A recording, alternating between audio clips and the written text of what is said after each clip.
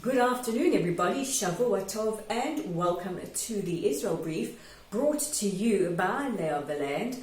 I'm Rolene Marks, and we are delighted to bring you news directly from Israel, Monday to Thursday, despite still being in lockdown. And while we're talking lockdown, how are you all doing? I know that many of us here are getting a bit restless, even though we know it's for our own good, but hopefully we will see a recovery around the world starting soon.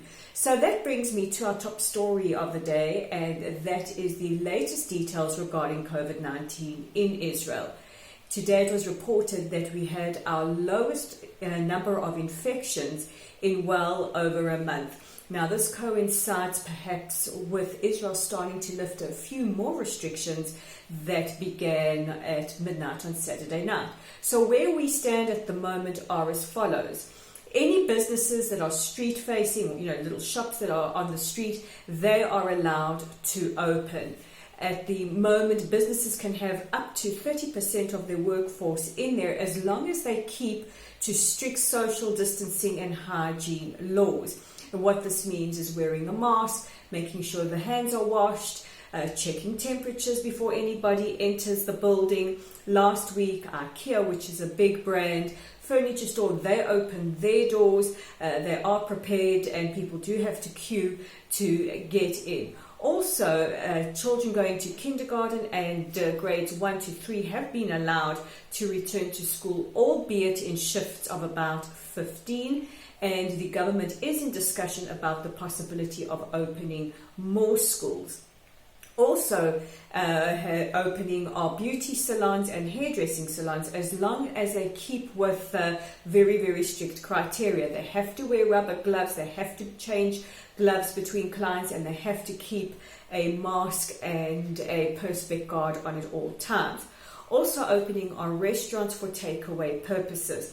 Again, strict criteria has to be maintained. The wiping of counters, one person per counter, the perspex screen, masks and everything. So while this seems to be the new normal that we have to adhere to at the moment, things are slowly coming back to life. Still closed are malls and theatres, as well as gyms.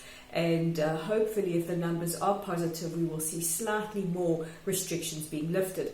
It was also announced during the course of the week that certain airlines will start resuming flights to Israel from next month and from June. Alitalia announced that they will resume flights to Tel Aviv from the 1st of June, and other airlines saying that they will perhaps start flying from around about the 3rd or the 15th of May include United Airlines, British Airways, Air Canada and Wizz Air that fly between Hungary and Israel, and also Vienna, Austria and Israel. So it looks like slowly we are coming back to life, but it has come with repercussions.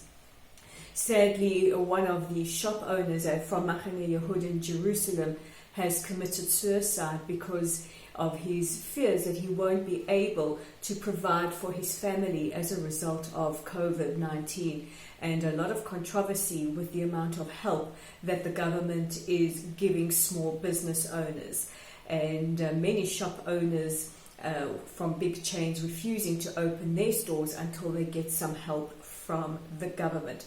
Also, a big announcement over the weekend was the announcement that Health Minister Yaakov Litzman will be quitting the Health Ministry and moving to the Housing Ministry. We don't know who the replacement Minister of Health will be, but it is rumored to be somebody from the blue and white camp.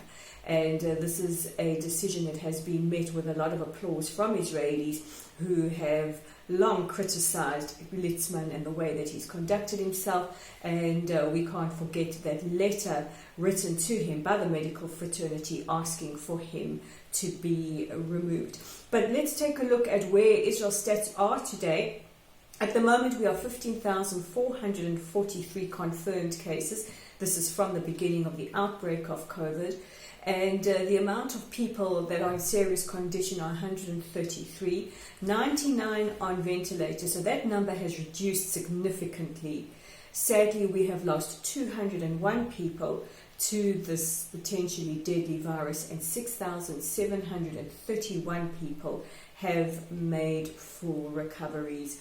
And tonight, as we approach two very, very significant and important days in the Israeli calendar, Yom Hazikaron, which is Memorial Day, and Yom Ha'atzmaut, which is Independence Day.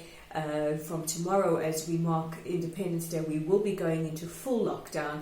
This is to discourage people from going to the beaches or in the forests or to each other's homes. And Yom Hazikaron, we are forbidden from going to the military cemeteries tomorrow, which is something that Israelis like to do. We like to not only just embrace our bereaved families, but we also like to pay tribute to all of those who have fallen in defense of the state and victims of terror.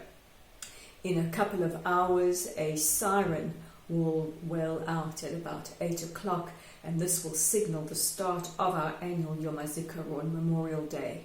And much like Yom HaShoah last week, we will probably have the annual tekes from the Western Wall Plaza, but to no audience. And this is a very, very poignant time of year, especially now. We want to express our sincere condolences for our bereaved families. And normally what Israelis like to do is, whether we have lost people or not, we gather in the cemeteries and for very, very short ceremonies. It's our way of saying that we owe those who fell an absolute debt of gratitude. And this year we count 42 more soldiers who have fallen in the defense of Israel. It also includes 87 disabled soldiers who have died since the start of the modern state of Israel, and we count them amongst our fallen. This year we will remember 23,816 soldiers who have fallen since 1948. It also includes security and police. And in the last couple of years, we've also commemorated victims of terror. And this year we remember 3,153 victims of terror, people who have died as a result of shootings, stabbings, suicide bombings, and other kinds of terror attacks.